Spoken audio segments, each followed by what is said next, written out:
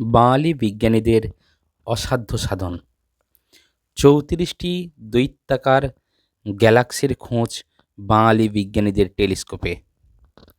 মহাবিশ্বের অন্ধকারে এখনও লুকিয়ে রয়েছে অসংখ্য রহস্য, অসংখ্য নাম না জানা মহাজাগতিক বস্তু।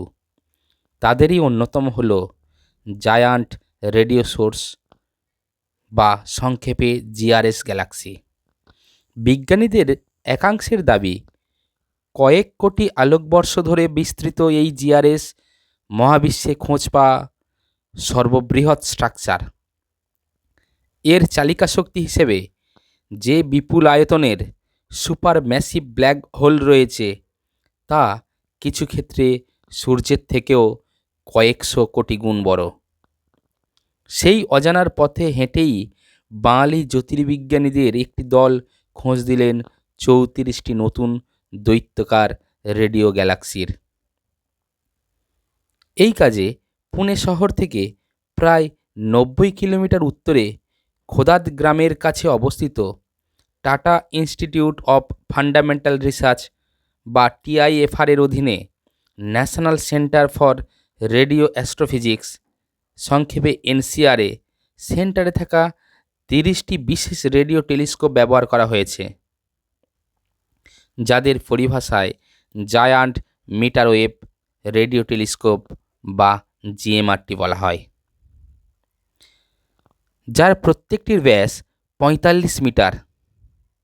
২০১০ সাল থেকে ২০১২ সাল পর্যন্ত এই রেডিও টেলিস্কোপ ব্যবহার করে ১৫০ মেগাহার্টজ বেতার তরঙ্গে প্রায় 90% আকাশের রেডিও স্কাই ম্যাপ করা সম্ভব হয়েছিল, যা TIFR GMRT স্কাই সার্ভে নামে পরিচিত।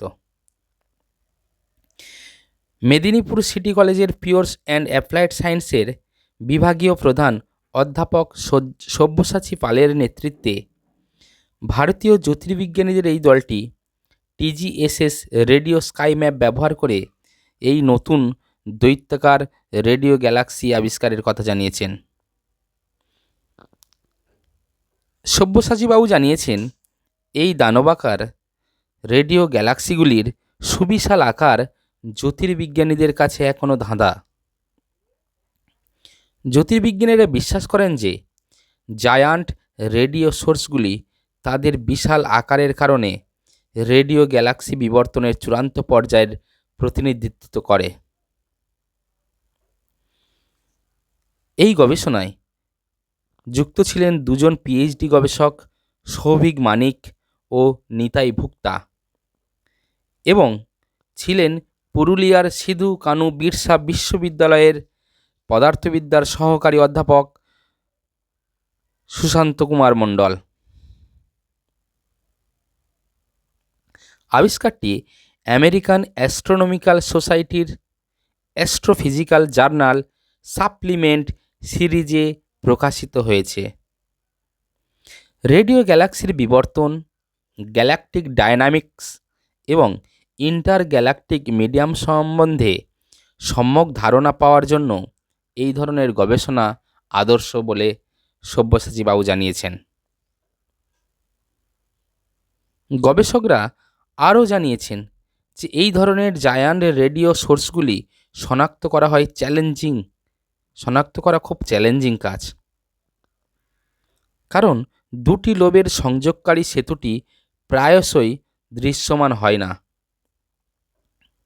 কম রেডিও ফ্রিকোয়েন্সিতে থাকা জায়ান্ট মিটারওয়েভ রেডিও টেলিস্কোপের হাই সেন্সিটিভিটির জন্যেই এগুলি দেখতে পাওয়া সম্ভব হয়েছে। যাই হোক, বাঙালি বিজ্ঞানীদের হাত ধরে ভারতীয় জ্যোতির্বিজ্ঞান চর্চা আরও কয়েক ধাপ এগিয়ে গেল। ধন্যবাদ।